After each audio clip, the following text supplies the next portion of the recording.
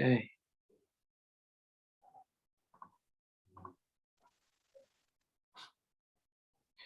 Hi, everybody. Welcome. Hello. Welcome to the call. How's it going? Hi. Hey, Nicola, how are you? I'm really good, JP. How you doing?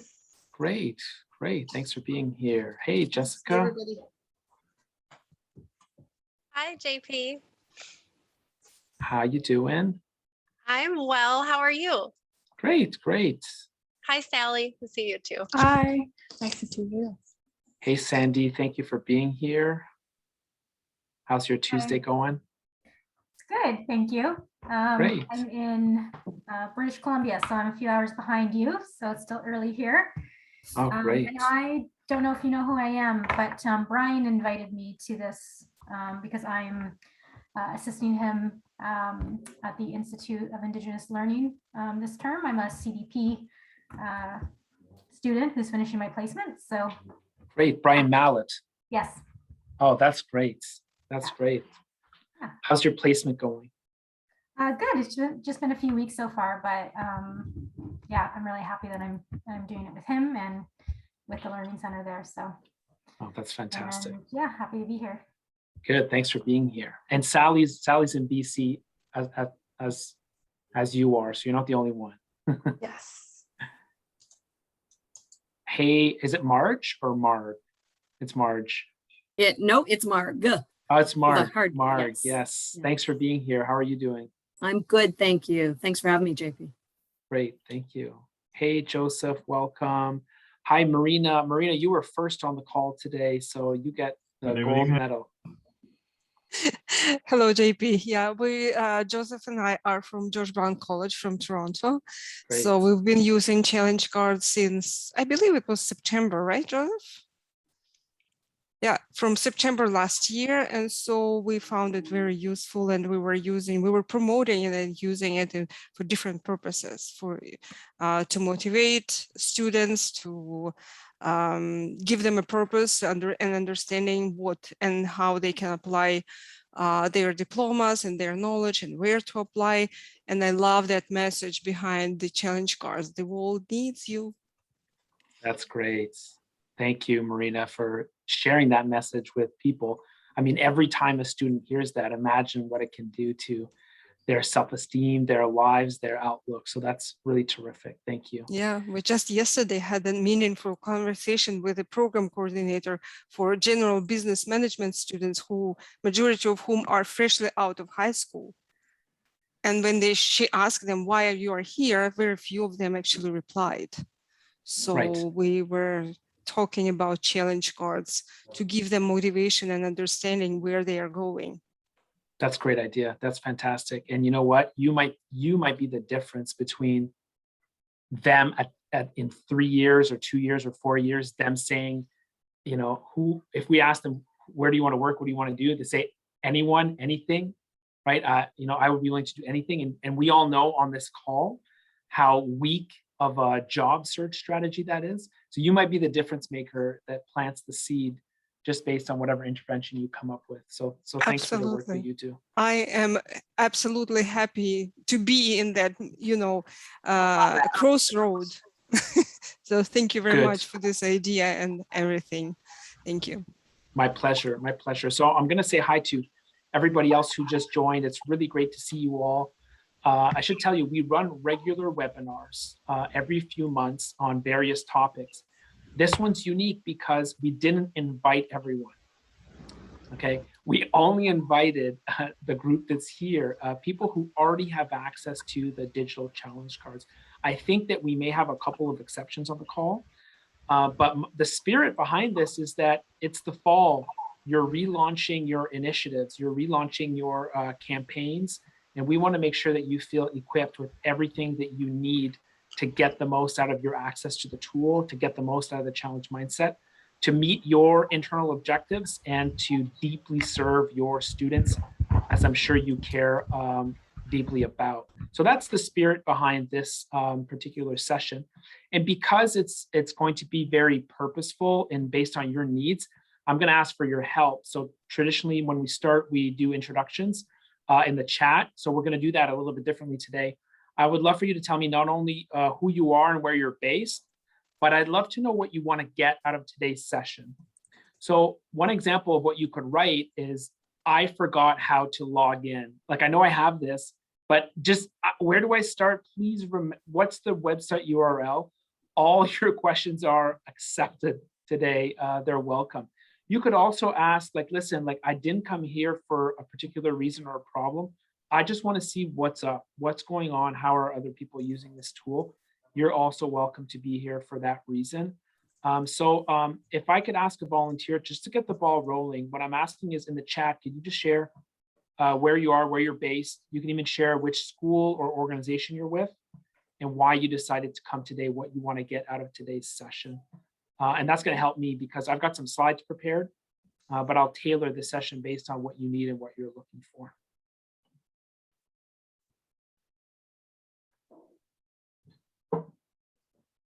Thank you, Marg, for going first. You're at Fanshawe, new to the challenge cards. That's great. And Marg, are you using the physical challenge cards or the digital challenge cards, or both? Digital. Digital. Digital Okay, is all fantastic. I've used so far. Okay, great. Thanks, Lauren, for being here. Jessica invited you. Great. That's fantastic. Thanks, Jessica, for inviting Lauren. And Sanjitha, you're at George Brown as well, new to the challenge cards. That's great. So are you, Marina? That's great. Carolina, you're at Guelph. And you want to make sure you're explaining them correctly and also doing the most effective follow-up. Okay, fantastic. So let's make sure we get to the follow-up. Emily, you're at Capilano. Capilano, perfect. Just very interested in innovative ways to try the challenge cards tools. That's good, Emily. I had that in my slides today, some of the ways to use the cards, so I'm going to do that. Cam, thank you for being here.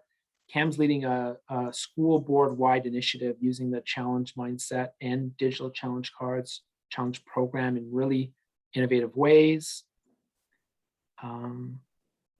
That's great, Jessica. Thanks for that. Bonjour, Luce. Haven't had said hi to you yet. Thanks for being here. Hello.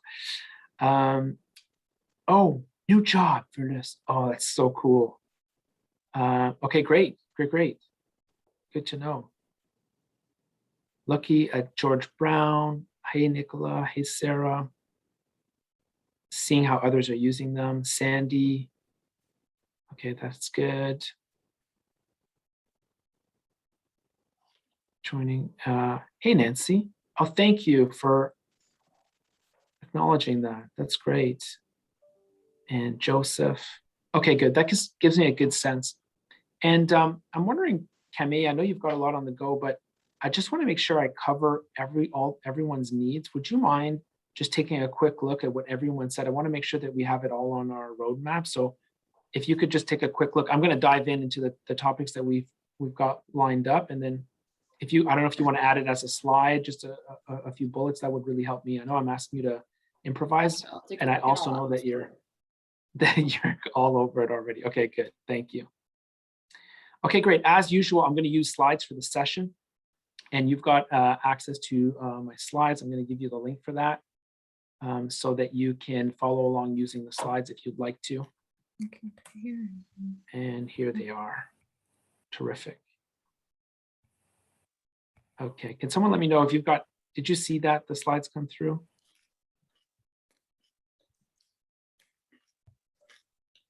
The slides are. Yes, Sally, yeah. Great. Yeah. Okay, let's do it. So why are we all here? Well, we're all here because, as we've already given examples, our students aren't hearing this powerful message that the world needs them.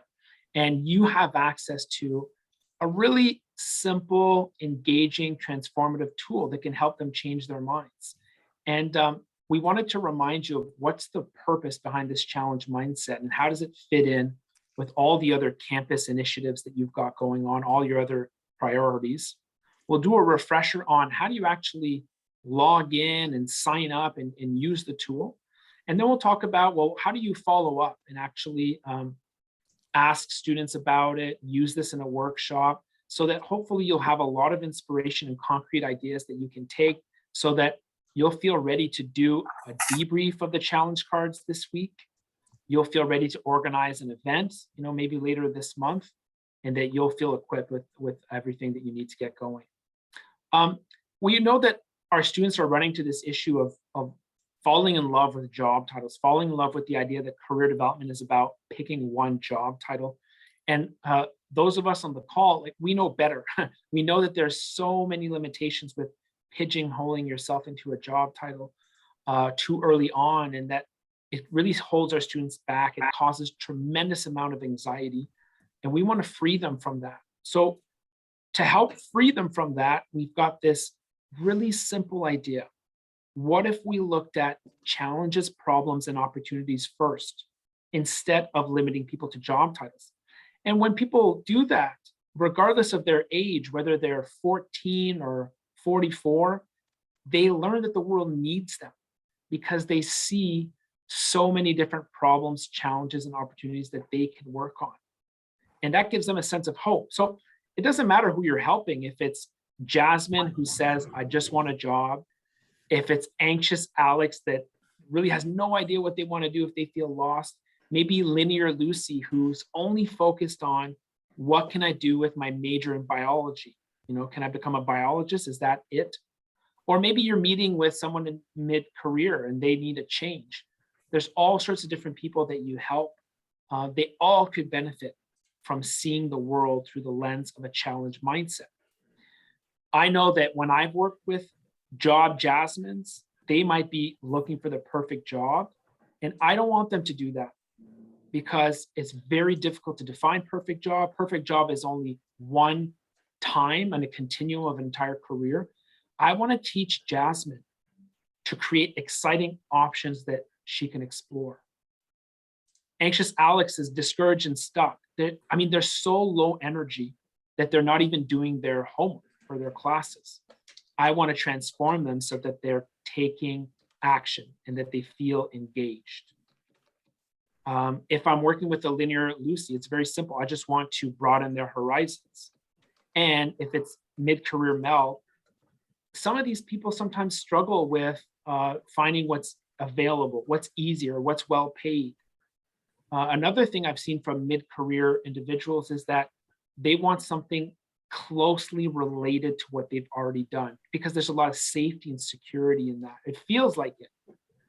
But if they're focused on purpose and impact instead, they're more likely to have a much more purposeful career strategy, a much more purposeful and successful job search strategy as well. So we're helping them live through all these transformations. And if you're interested in the language that we use internally, please use this slide when you're pitching this to other people on your campus who are maybe new to careers or new to the challenge mindset. I like this slide and I call it the transformation slide. Now, there's many different ways to introduce the challenge mindset to different people. And I want to give you some examples. But before we do this, I'd love to read out this list for you. And you could tell me in the chat, what's your preferred way to introduce the challenge mindset activity? So I'm actually going to ask you to write 1, 2, 3, 4, or 5 as your option, or write another one, write 6 like I'm doing something else. So let me give you the options and then please vote. Number 1, you introduce the challenge mindset by doing an activity called the challenge face-off, where just like the NHL playoffs, you have rounds and elimination rounds, and your students vote on their favorite challenge out of 2 challenges, and they discuss and they debate. And then at the very end, you have a quote unquote winner. The second way is you ask students to watch the TEDx talk so that they start letting go of their attachment to job titles. You might use number 3, our slides to do a presentation in a workshop. You might have an introduction website to introduce the idea. That's number 4, introductory website. Or number 5, you might go into an existing community on campus, an existing workshop. You might go into a classroom. You might go somewhere where students already are and give a presentation on the challenge mindset. Could you take a second and tell me in the chat what's your preferred way? Or if you do it a different way, I'd love to learn.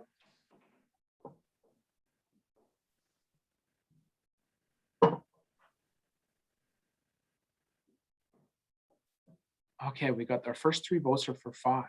That's great. Marina used 2 and 5, Chris number 3. Jessica, you've used all of them, had the most luck with 5. That's great. Carolina, Sandy, 1. Sandy, you've either voted for 1 and 5 or 1.5, which is kind of like a new option, though. I'm not sure if you did, that's what you meant, but I like it. For those of you who voted 5, would you mind telling us what those, yeah, of course, Sandy 1 and 5, yeah. Would you mind telling us what your 5 is? Like, what did you choose? Where did you choose to go? Where did you show up to do this work?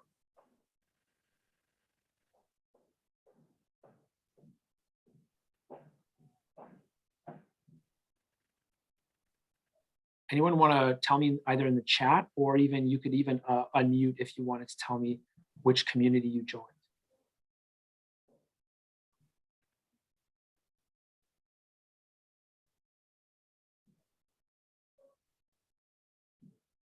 Okay, yours was in 5. Okay, I see. Yeah. Okay, let's see. Honors program, first year seminars, required advising workshops. Marg, you want to do it in the future? Got it. Sheila, embedded in an existing workshop series. I like that.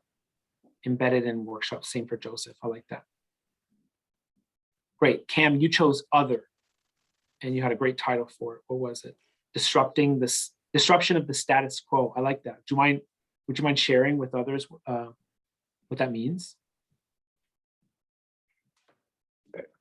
That's a big ask, JP, in a 30-second sound, but I think helping folks understand that it's not their job to know or predict where students are going, but to help them see that there are places for them to go and to help them find ways of trying those on. You know, you kind of summarized the shift that's happening in career development. You use the word predict, right? Like the first world is predicting where students are going, and now you're talking about the shift in careers.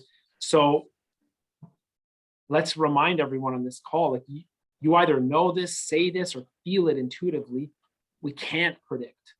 That world is over. And it was such a big part of the career development world, so much so that some of our instruments that measured success were titled decision-making certainty.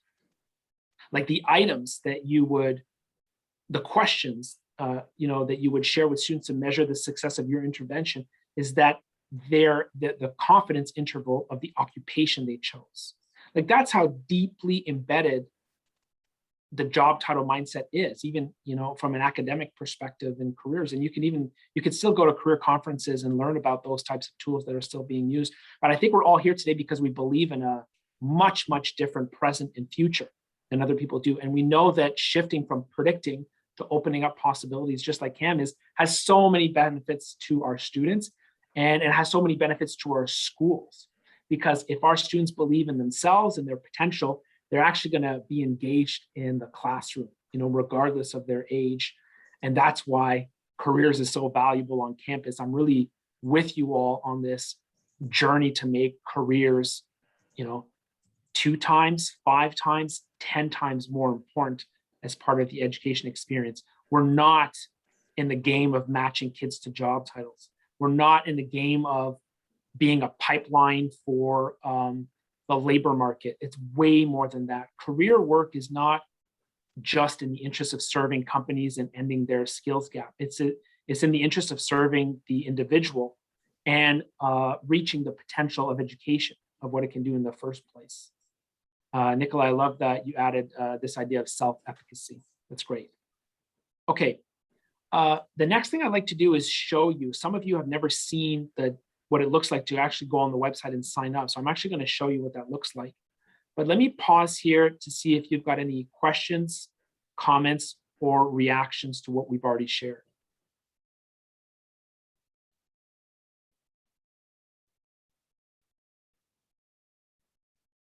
I think we're good. I think we're on the same page. Okay, great. Let's jump back in. So this is what your web page looks like when you're signing into the challenge card. So what I've asked each and every one of you that I've met previously, and those of you who I haven't met, this may be the first time I'm telling you this, is you should live the student experience of doing the digital challenge card sort. So this is how it starts. You go to the website app.mysparkpath.com and you, let me just share this with you, okay?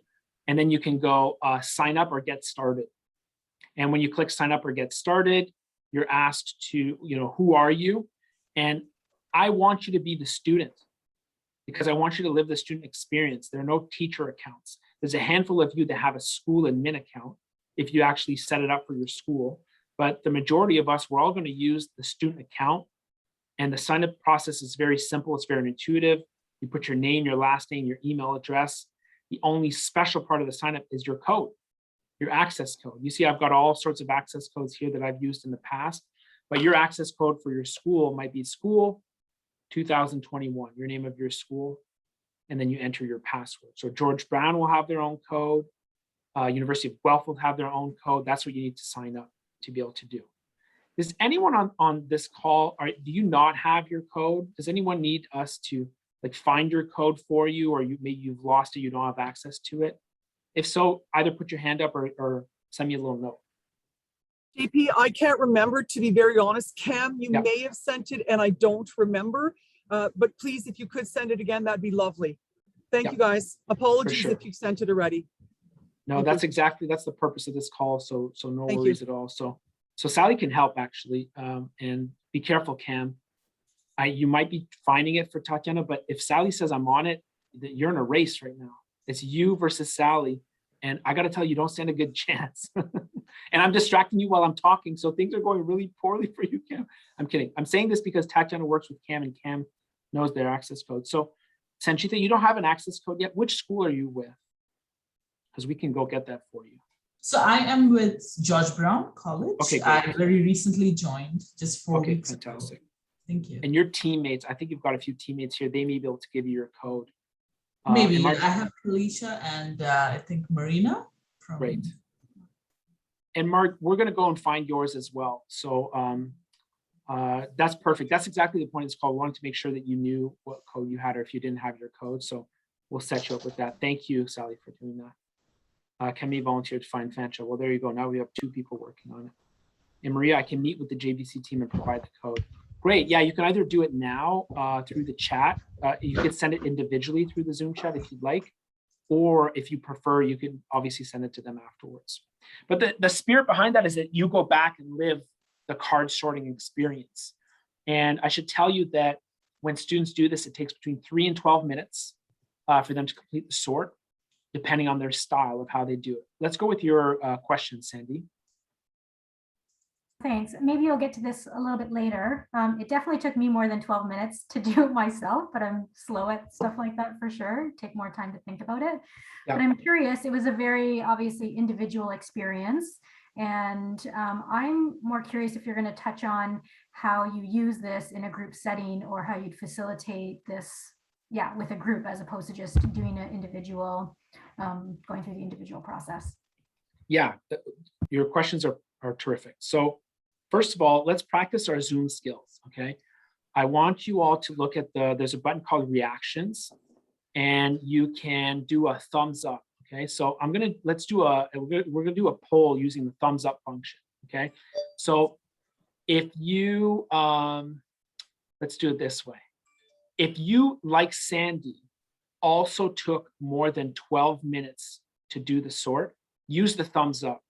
If you took less than 12 minutes, I want you to do the party, the party hat, okay? So I'm gonna do the thumbs up because it took me more than 12 minutes the last time I did this, and I wanna see how many party hats we get. So those of you who will accept my challenge, can you choose either the party hat or the thumbs up? And maybe you've never done it before, and that's okay too. I'm seeing some thumbs up. Actually, we're so many people, I can't see everyone on the same screen. Thumbs up, thumbs up. Okay, so Sandy, what are you surprised? Did you expect other career people to say more than 12 minutes, or is that a surprise to you? Yes and no. I guess I wouldn't have been surprised. I would have expected it to take a long time or longer. But when you said 3 to 12 minutes, that made me just kind of feel like, oh, well, that's just me taking longer than most people. So I wouldn't have been surprised unless you put that measure on it first. Does that make sense? Hey, Kalisha, I lost you for 1 second. I'm sure it was me because everyone's faces froze. Can you hear me now? Yeah. I'm sorry. Can you just tell me again, like if you were surprised or not? I said I was and I wasn't. At first, Okay. I wouldn't have been, but when you put the measure of 3 to 12 minutes, then I was surprised. Yeah, and that's and that's perfect that you jumped on that because I find the same thing. Us, the career people, like we love this stuff. So we're gonna take more than 12 minutes. We're gonna explore. We might even a lot of us play the role of students as we do it. Like you shift in and out of, I'm doing it for myself. I'm doing it as this student, as that student, and you explore and you learn more. And I was guessing that there would be a lot of people that voted like you and fewer that were under 12 minutes. So I just wanted you to get that context, I guess, to see what other people, how they did it. As for your group, how to use this in a group setting question, I want to do that. I want to get to that. I just want to check with Kalisha. Did you have a question as well, Kalisha? Nope, sorry, my hand was raised in error. No problem. Just checking in. Thank you. No Okay, worries. so how to use this in the group setting? I want to give you a menu of options, and then maybe I'll ask for people in the group to say what's worked really well for them. Sandy, what I like to do in a group is I like to do that powerful introduction, either through the challenge face-off game or by asking people to discuss, some of their beliefs around career, some of their issues on career. And then the card sort, sometimes I like to ask people to do it on their own before they come, during the session or after the session. They all have different advantages and disadvantages. Can I get some examples from the group who've used this in a group setting? If you've asked people to do it before or during your workshops, I want to hear some of the pros and cons that you've seen.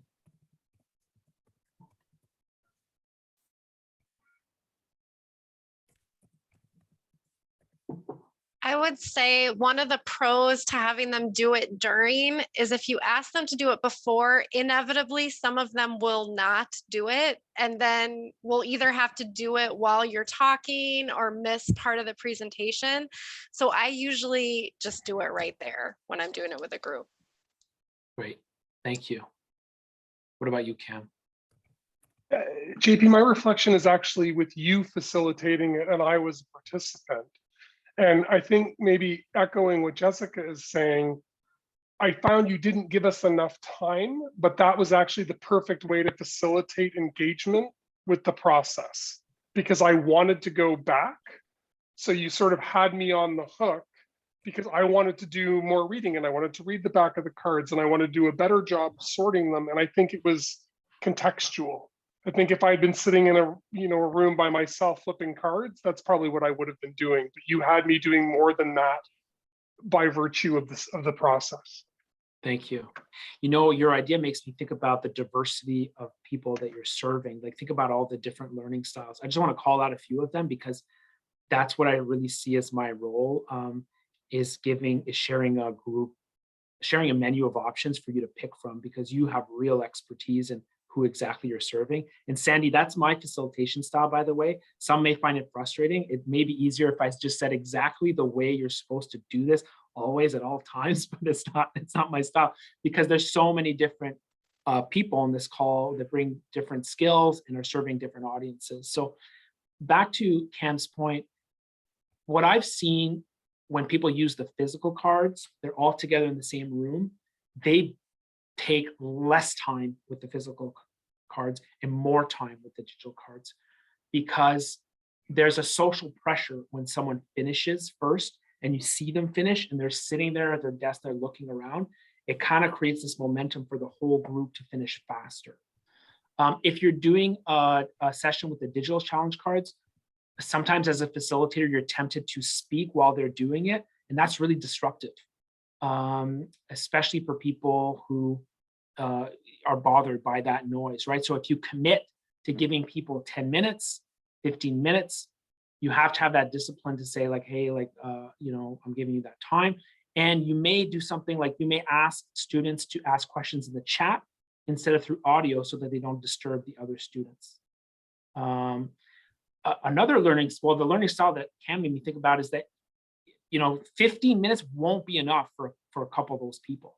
And you may encourage them, say, listen, you sorted it once, but just like you'll get to work on different challenges in your life, like you're allowed to go back and look. Like, so I encourage those of you who want to take a deeper look to go back and sort the cards again. You got your challenge profile for your first sort, keep that, and then go sort the cards again. And you may ask them to sort them differently. Like this time, think about this. This time, no barriers, you know, or, you know, whatever you saw as like a coaching prompt, you may ask them to do it again using that coaching prompt. Is that useful, Sandy?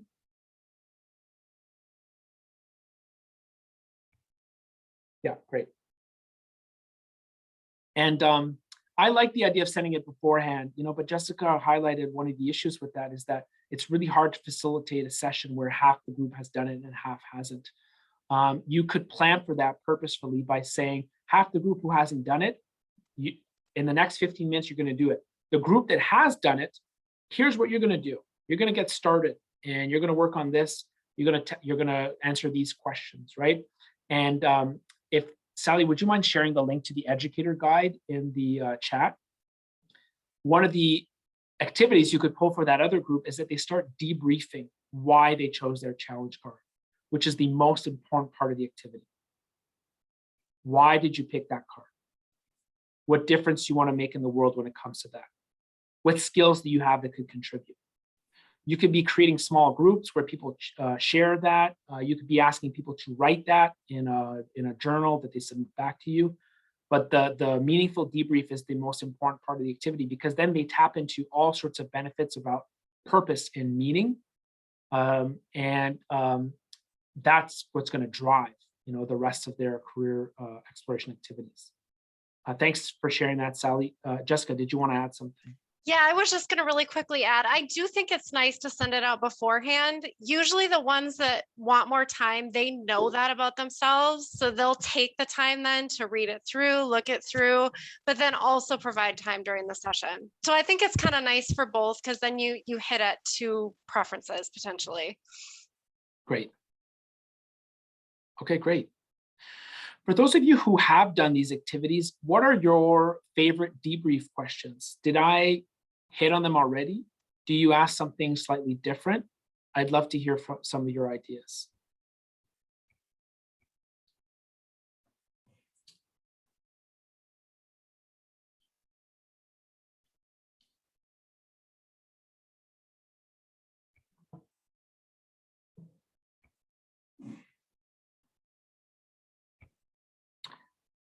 So I'm guessing that those questions resonated with you. If you want to take a look, I add questions in the section in the educator guide about how to debrief. Like this is maybe a good place for you to take a look and to poke around it.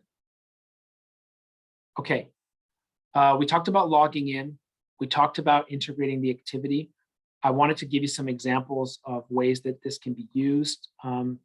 Individual sessions is maybe one of the most obvious ones. Sometimes I get asked questions about how do I decide if I use the challenge cards versus other tools? This is a regular question I get about who the challenge cards are for. And I should tell you, I have a bias here in how I introduce the concept is I really like talking about the student that's completely lost. Who was that? What did I call this person in my personas? Anxious Alex. It's one of my favorites to talk about, but I know you're not just meeting with Anxious Alex. I know you're meeting with all sorts of people. The other day I met with a future lawyer, okay? This is someone who we actually recorded a session of like what the debrief could sound like, which we're planning on publishing in the future. But this is someone who didn't need to meet with me. You understand what I mean by that?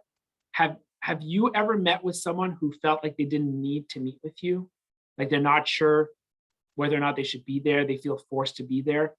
I don't know the nature of your engagement with students, but I'm guessing that's the case for most of the people on this call. Like, they don't need you, they already know. So Marina, it's happened to you, and I'm sure it's happening to a lot of others. I use the challenge cards with almost all the persona issues that I'm working with. In this case, this was not an anxious Alex. This was someone who had some direction about where they wanted to go. Their shortcomings were elsewhere. I think our job as professionals is finding that biggest gap, that biggest issue that we can help them with next.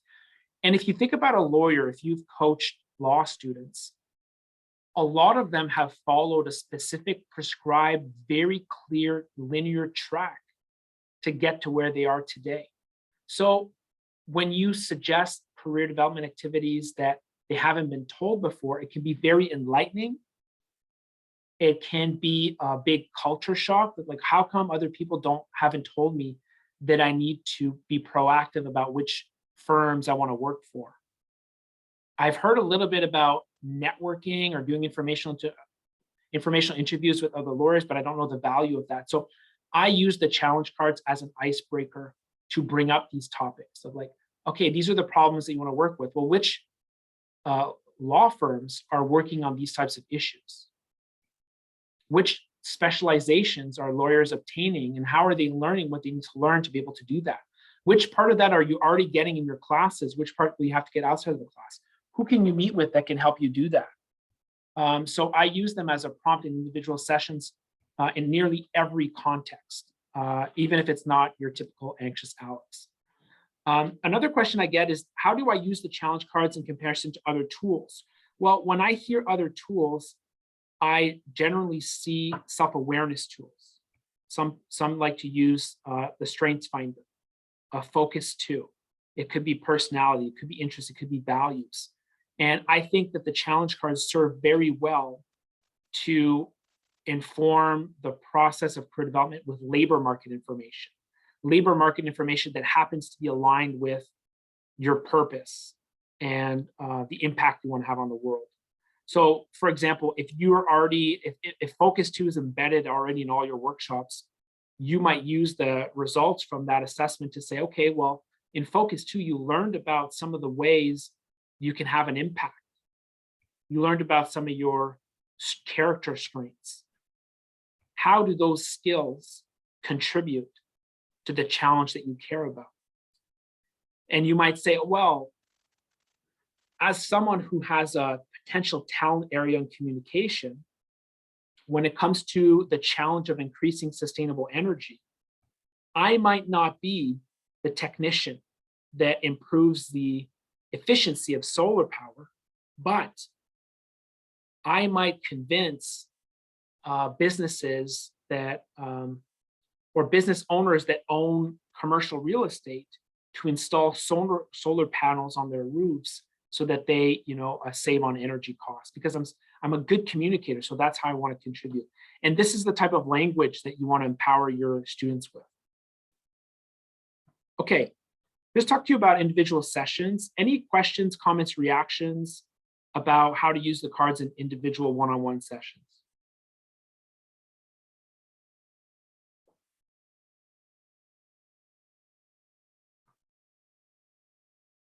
Oh, you know what? I should check if anyone has their hand up, because I can't see both at the same time. You know what? I'll just ask you, would you mind just telling me in the chat if you have a question? That way I know I won't miss anything. Okay, so now I've also have a lot of schools that are using the challenge cards in classes or workshops. And my favorite game is the challenge face-off. Many of you have played. Some of you heard these words for the first time today. If you are, and I've piqued your interest, go take a look. Like, I have a video of doing this activity. So take a look if it's something you'd like to do. I find it's a very energizing activity for students. It's a great, that's a great one to do. I also have slides that you can use to mimic the style that I use. So you can literally use my same slides.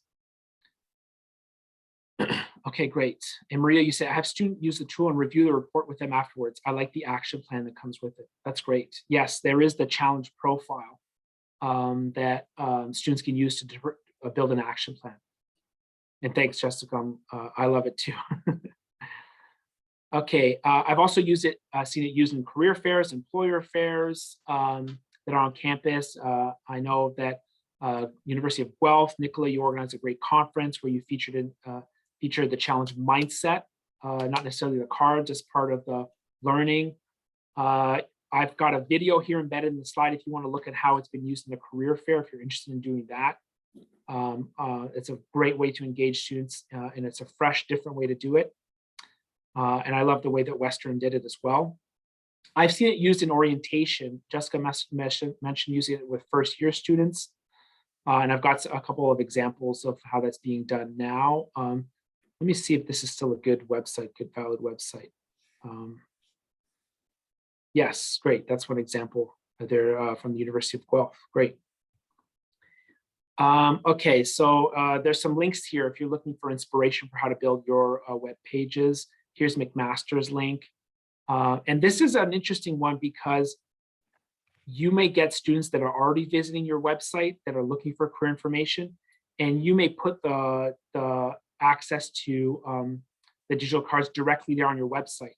And then you might think, well, wait a minute. If I have students that I've never met before do this tool, how can I use my tremendous coaching skills that I've developed over the years? I get it. I feel your pain. I felt the same way, right? When I got people to do this without being able to be there for themselves. Why would you do that? Why would you sacrifice, I guess I use the word sacrifice, but I'm trying to be provocative because it's really not. Why would you put it up there at the risk of someone not meeting with you afterwards? Well, there's a marketing term for this that you can borrow for serving your students. It's a lead magnet. What about your students that they would never come to a one-on-one appointment? They would never show up to a group workshop. It's not their learning style. Maybe this is a way to introduce them with like, look at how valuable these activities are. This will build trust in you and your service offering, and then they can start showing up to workshops. Maybe this is a first bite.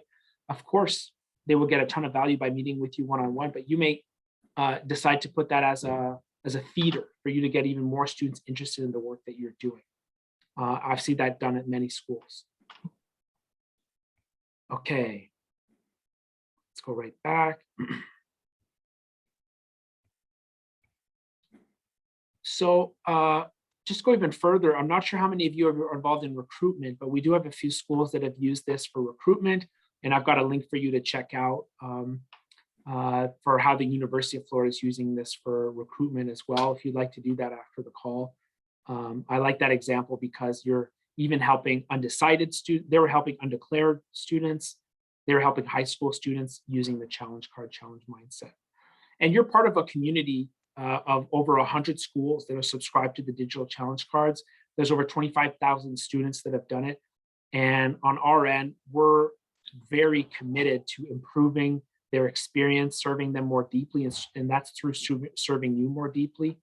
And you already know about the constructs that are driving our philosophy on careers, and we're publishing even more material. This year, I committed to writing a book about the challenge mindset that's directed to this community, not to students, but for you first. We also wrote a chapter in an academic book that's going to be published later this year.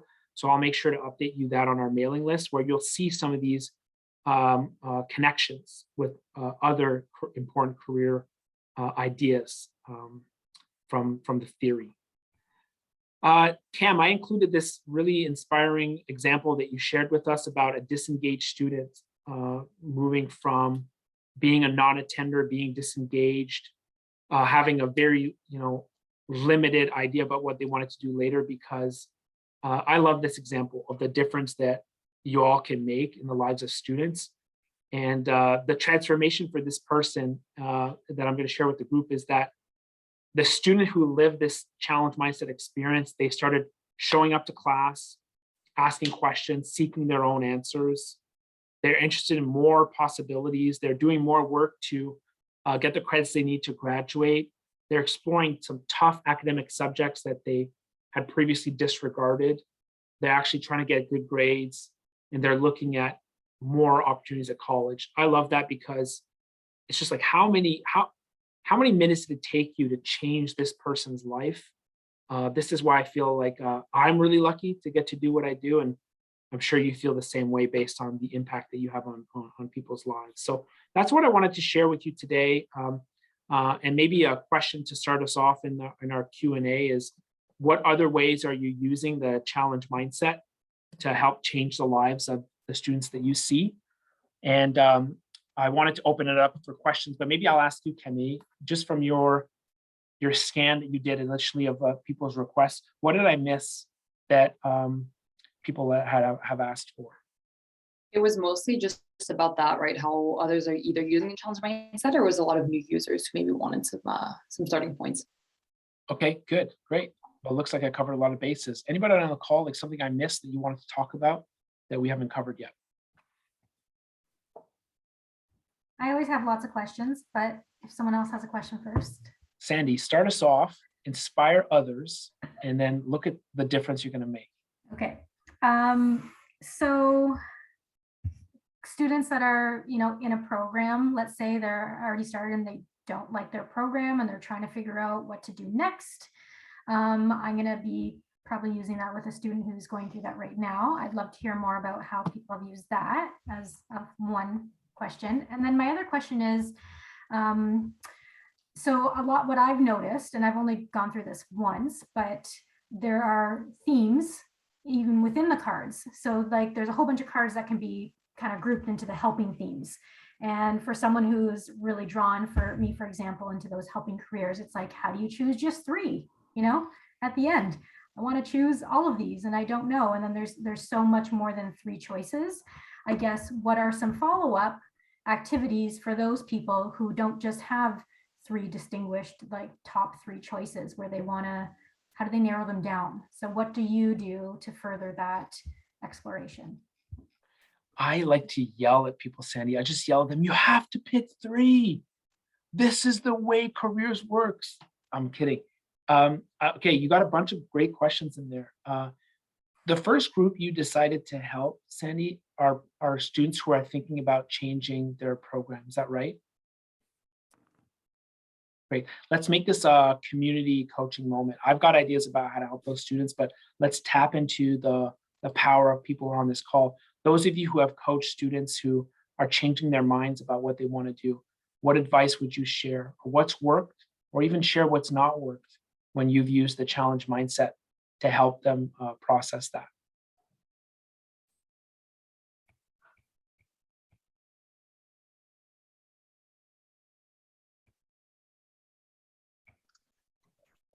I'll share something real quick, just because I think it might be somewhat helpful within the context of the question. I really think when a student wants to change their mind, that's a huge opportunity to think about why and what changed and what didn't change, what's the same. And JP and I have had an ongoing conversation for a while now about how many times should students do the challenge cards literally in like a high school semester. And for me, I'd love to see high school students do that 3 or 4 times a semester, because part of the metacognition that would be created in understanding what changed, but also understanding that sometimes when we think something has changed, it's like this or that. And in fact, it's this space that we want the students to think in, right? So, what's the same? What's different? Let's explore both of those things, because there's opportunities there too that we're missing if we think it's an either or. I like that, Cam. I think in so many of those cases, there is an opportunity to do what you just said. And if you don't, it's a missed opportunity, because you're not going to knock them out of the job title mindset. You're just going to help them find another job title and another option. So I really like that, helping them explore change or what's going on, what's behind their change, because that might help them with the selection of another opportunity or with their exploration. Anybody else want to weigh in on that?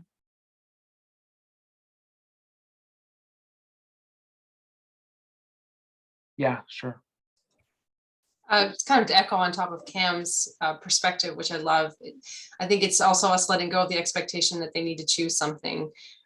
It's okay to change your mind. And I think that, you know, what Cam's suggesting when you explore that gray space is let's pull forward what is useful in this information and leave behind what we don't need, right? So you're always building on what's moving you forward in the future, even if you don't know what that thing is yet.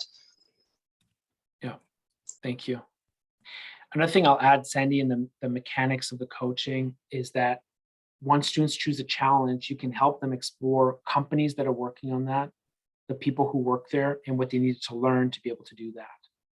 And in that talk track, in finding examples, you could share examples, you can ask them to share examples. That may help them see, well, wait a minute, there's this other program that I was interested in, curious about. How would that program, the other program, help me work on the challenge that I care about? What about the current program I'm in?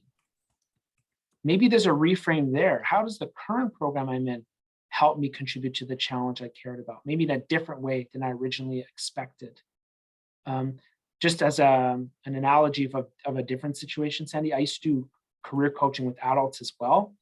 And a lot of them, they hired me to help them find a new job.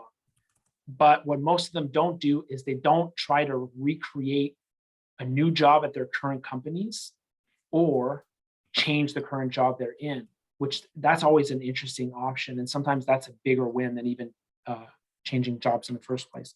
I'm going to go to your next point, which is how do you get people to choose? Well, I just have a one-liner that I like to use, Sandy, that says, if you want to work on all the challenges at the same time, you won't be any good. Okay. And that's provocative enough, but non-offensive enough to be able to use playfully. What I mean is that if you work on all 53 challenges, you're not going to be that good. You're going to be spread too thin.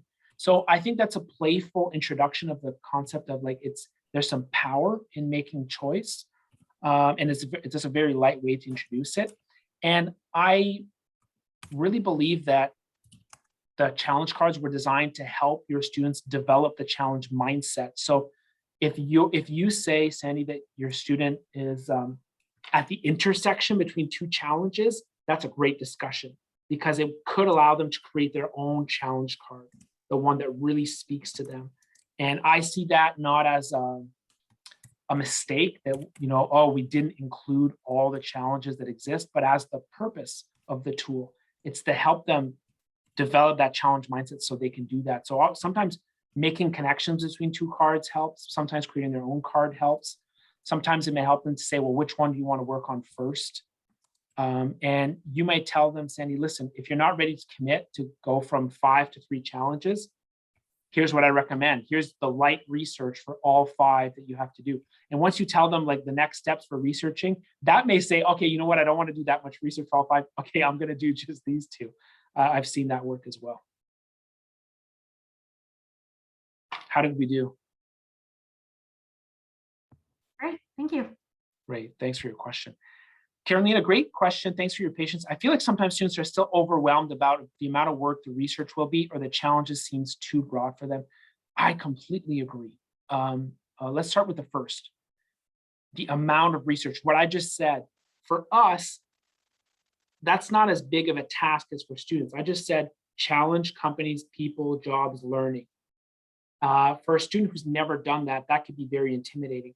So sometimes I like to give examples, and you might want to write down examples or have prepared examples or share examples from people you admire, from your career, from students who are in similar domains. If your students are doing the challenge card sort before they meet with you, you can even research, well, if this student wants to redesign the healthcare system, let me think a little bit about that before they show up. So I find that giving a concrete example really helps with the overwhelm. And then actually showing them how to do that research can help as well. And for the too broad, that's a good call out as well, because they were intentionally designed very broadly. Even the images on the front of the cards, they're, I like to call them blurry. That means students can see what they want in them. So when you ask students to clarify or give examples, they may come up with something more specific. That's a win. Some of your students won't do that at all. So for them, you want them to read the back of the card and to think more about that, because then they'll have really concrete information about past opportunities, future challenges that exist in that space, and that helps them get more specific. So that would be my recommendation for Carolina, is to give examples. I'm going to go to Maria, your comment next. Everyone's situation is different, but sometimes it reconfirms that they may be in the right program and will lead to their ultimate goal. Yes, but maybe differently than they ultimately expected. Yeah, you're right.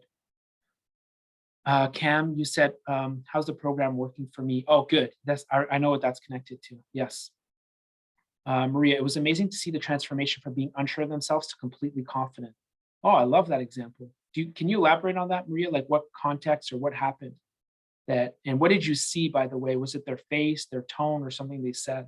I'd love to know if you're willing to share, by the way.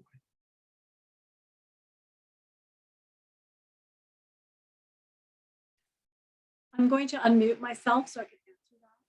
Yes, lovely. Thank So you. what I found is the student was unsure in the program they were in. Oh, sorry, Maria, I lost you. I heard the beginning, but it just cut out. Okay, I'll try again. What the situation was, a student that was in the social service worker program, and they wanted to do career advising. And when they were getting more into the program, they felt that it didn't align to the work that they wanted to do.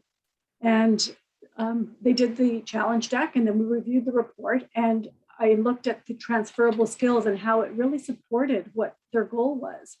And they saw it from a different perspective. And because they had something like a health card, health industry, and they felt like that doesn't relate to anything related to my goal. But then when we looked at the description and all the skills that were required, they definitely aligned to the work that they wanted to do. And when I met with them again, so they took time to review the report again. And when I met with them a second time, they were completely confident. It was like almost a different person, going from the first meeting where they were speaking very slowly and had closed body language and, not a lot of eye contact, even though it's virtual. And then the next meeting, they were glowing and very confident and had so much to talk about. So it's amazing to see that it made a difference for that person. That's lovely to hear, Maria. Thank you for sharing that example. You're welcome. And kudos to you for making this concept come to life, and obviously the use of all your skills, right, to facilitate that transformation. And it must be a good feeling, to see that on a day-to-day basis. I love it. That's great. All right, folks, we've got 3 or 4 minutes left with each other. I'm all ears for your other questions, comments, reactions, whatever you need to succeed this fall.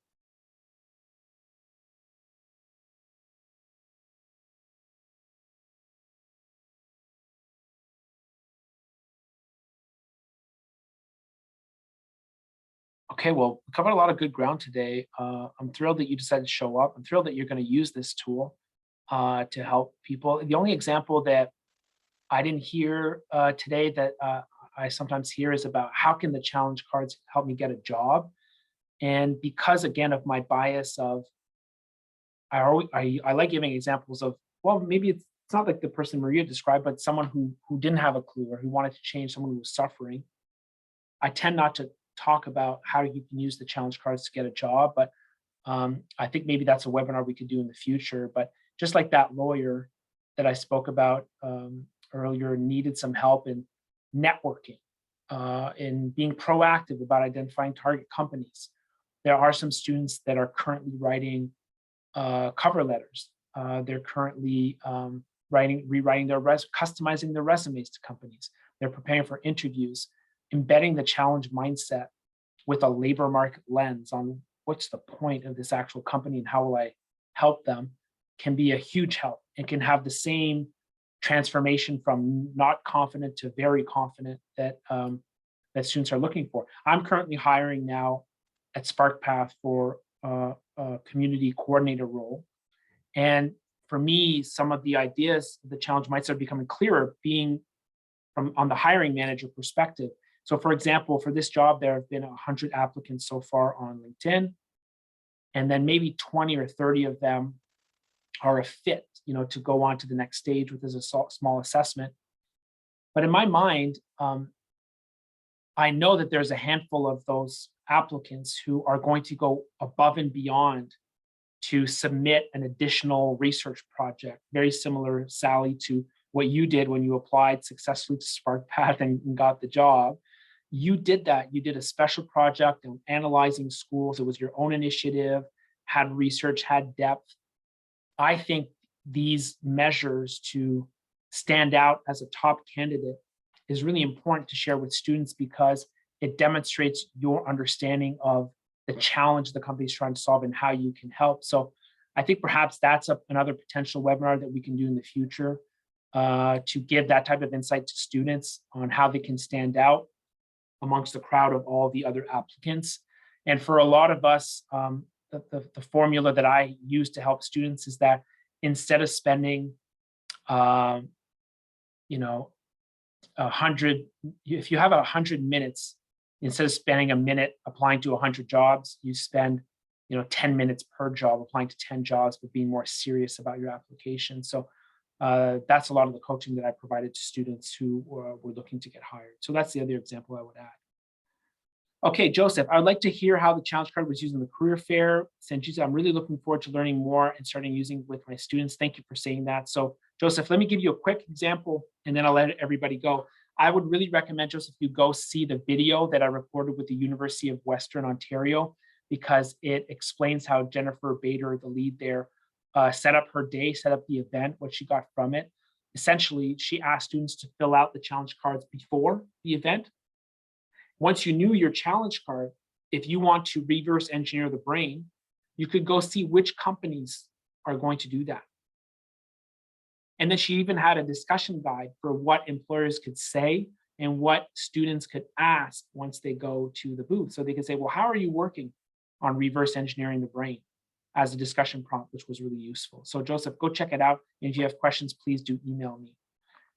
Big thank you to everybody for showing up today. Lovely to see you. I love hearing your examples about how you're helping students and changing their lives.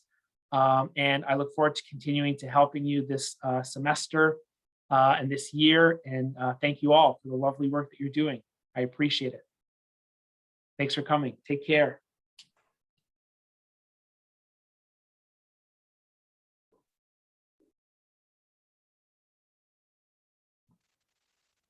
Bye, everyone. Thank you. Bye, everyone.